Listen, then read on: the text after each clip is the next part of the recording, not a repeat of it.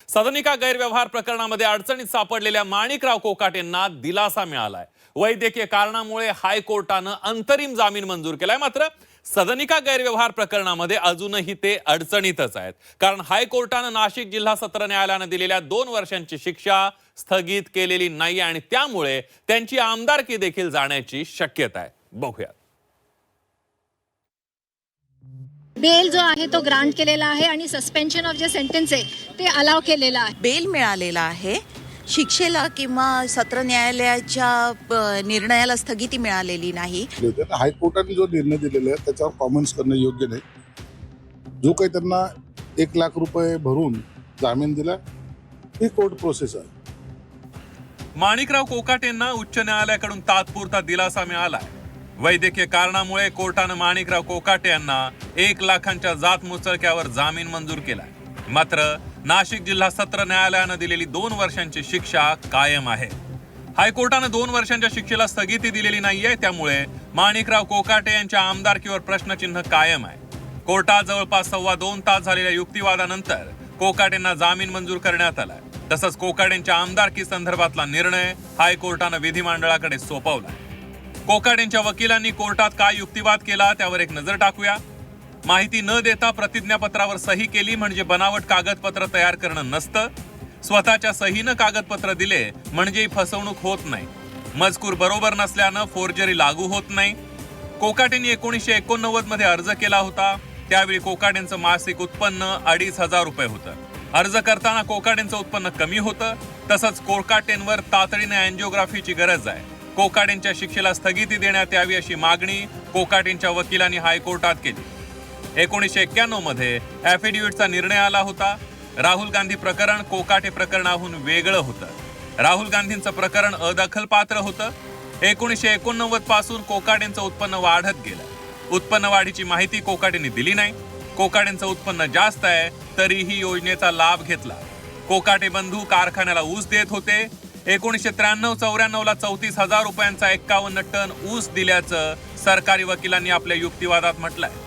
आमदारकी आता राहणार नाही आणि कारण की बेल जरी मिटली असेल तरी सुद्धा कन्व्हिक्शन त्यांना अपीललंय। थोडक्यात कोर्टाने एवढंच सांगितलेलं आहे की जी कन्व्हिक्शन अपिलेट कोर्टाने दिली आहे नाशिक कोर्टाने 16 तारखेला, त्याच्यावर त्यांनी ते जे स्टे आहे तो दिलेला नाहीये आणि त्याच्यावर मेन निर्णय हा अजूनही आहे। पण बेल जो आहे तो ग्रांट केलेला आहे आणि सस्पेन्शन ऑफ जे सेंटेन्स आहे ते अलाव केलेलं आहे। जी माहिती मिळालेली आहे त्याप्रमाणे फक्त बेल मिळालेला आहे, शिक्षेला किंवा सत्र न्यायालयाच्या निर्णयाला स्थगिती मिळालेली नाही।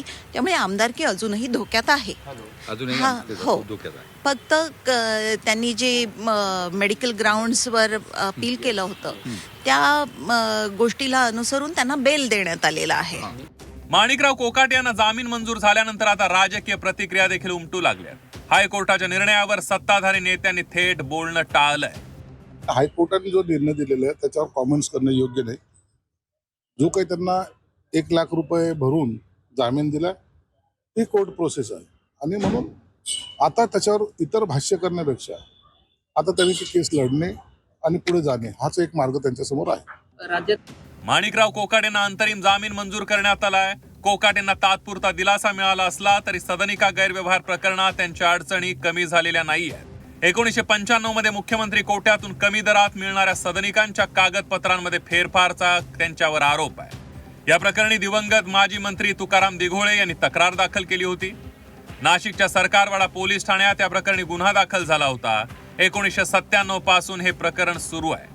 यामध्ये एकूण 4 आरोपींना दाखवण्यात आलं होतं। त्यामध्ये माणिकराव कोकाटे आणि त्यांच्या भावासह इतर दोघांचा समावेश आहे। 20 फेब्रुवारी 2025 ला नाशिक जिल्हा सत्र न्यायालयानं या प्रकरणात कोकाटेंना शिक्षा सुनावत काही तासातच जामीन दिला होता। त्यानंतर आता जिल्हा सत्र न्यायालयाने या प्रकरणात कोकाटेंना 2 वर्षांची शिक्षा सुनावली आहे। नाशिक न्यायालयाच्या निर्णयाविरोधात कोकाटेंनी हायकोर्टात धाव घेतली आहे। हायकोर्टानं वैद्यकीय कारणामुळे कोकाटेंना 1 लाखांच्या जात मुचलक्यावर जामीन दिलाय। मात्र नाशिक जिल्हा सत्र न्यायालयानं दिलेल्या 2 वर्षांच्या शिक्षेला हायकोर्टानं स्थगिती दिली आहे। त्यामुळे या प्रकरणात माणिकराव कोकाटेंची आमदारकी देखील रद्द होण्याची शक्यता आहे। लोकप्रतिनिधी कायद्यात अशी तरतूद करण्यात आली आहे। 2 किंवा त्याहून अधिक वर्षांची शिक्षा झाल्यास लोकप्रतिनिधी म्हणून आमदार खासदार अपात्र ठरतात।